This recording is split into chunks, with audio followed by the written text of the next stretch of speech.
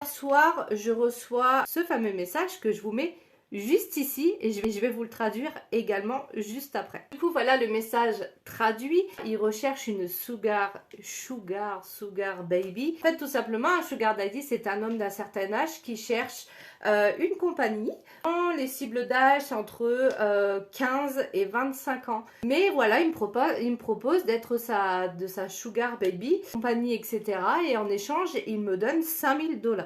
Moi, comme j'adore m'éclater et que surtout je suis très maligne, du coup j'ai continué à discuter avec lui. Pourquoi? Parce que je savais très bien que j'allais en parler et que surtout il y a beaucoup d'associations qui cherchent à éviter ce genre de choses avec des ados. Étant donné qu'il y a énormément d'ados qui ont Instagram et que ce genre de personnes ciblent les 15-25 ans, 15 ans c'est très jeune. Et du coup je me suis dit, il y en a qui arrêteraient là, mais moi je vais continuer. Comme ça je vais pouvoir dénoncer ce genre de choses. Donc on continue la conversation, donc je lui dis qu'il n'y a pas de problème, que je veux bien être son amie, mais par contre pas d'autre chose. Moi mon adresse PayPal. Un PayPal que je n'utilise plus depuis belle lurette et un PayPal professionnel. Donc bien sûr, je ne lui donne pas mon adresse PayPal professionnelle. Donc je lui donne mon adresse PayPal que je n'utilise plus depuis un bail. Et en fait, il commence donc à m'envoyer ce message. Donc voilà le message en question et ça me fait bien rire parce qu'il marque papa vous a maintenant payé. Et donc du coup, en gros, il me fait comprendre dans d'autres messages que en gros, si on continue à discuter pendant au moins 3 semaines, il allait augmenter. Ce sera plus 5000, mais ce sera beaucoup plus.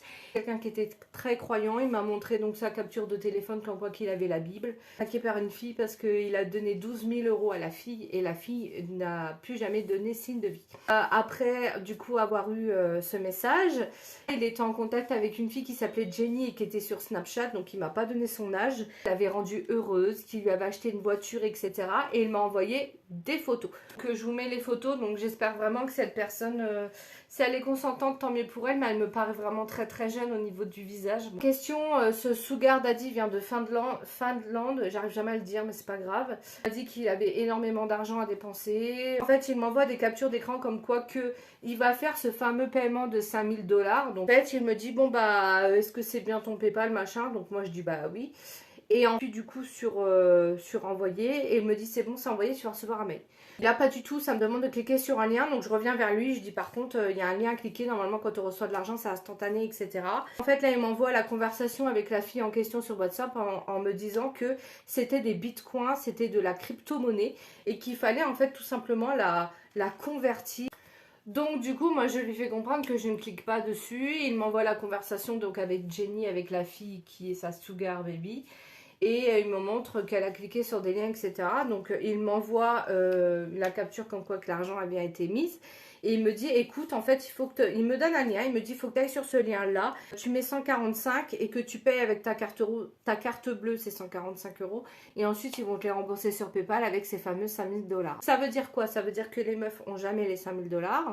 En gros, les filles qui se font prendre dans le panneau. Mais par contre, avec leur carte bleue, elles payent 145 € qui vont je ne sais où, certainement dans la poche de ce mec. Donc non seulement ils profitent de jeunes filles, mais en plus de ça, ils les arnaquent financièrement. Donc voilà, donc c'était surtout de la prévention. C'est la première fois en 6 ans que je tombe sur ce genre de choses. Ah, moi, je voulais vraiment dénoncer ça, vraiment.